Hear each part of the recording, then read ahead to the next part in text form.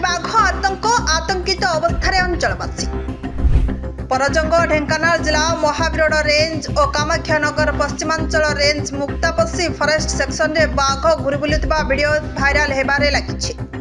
बाघटीए range रु से range को जाई जंगल रे चरुथिबा गाई गोरु मानकु आक्रमण करुथिबा जणा पड़िछि।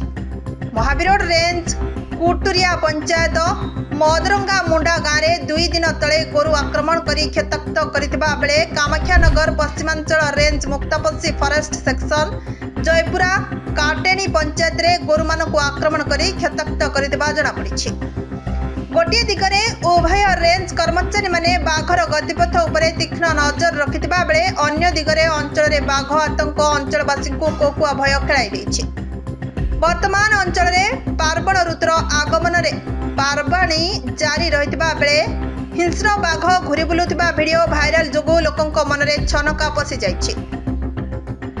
किए कहछि परजंग डिहडोल छकरू महावीरोड पंगातिरा दिगकु जाइथिबा पूर्त विभाग रास्ता उपरे बाघ बुलुछि तो आउ किए कहछि कुआळू परमहंसपुर संरक्षित जंगल रे घुरी बुलुछि बोली वीडियो रे देखिबा मिलिछि।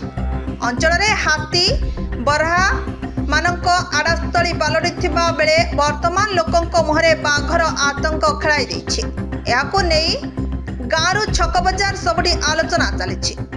रास्ता और जंगल रे बाघ बुलुथिबा सफा सफा वीडियो रे देखा जाउथिबा दृश्य देखिबाकु मिलिछि, जहा फଳରେ वन विभाग पई चिंतार कारण होई पड़िछि। ढेंकानाल जिला परजंग ब्लॉक रो निर्मल गडनायक को रिपोर्ट ना ओडिशा न्यूज।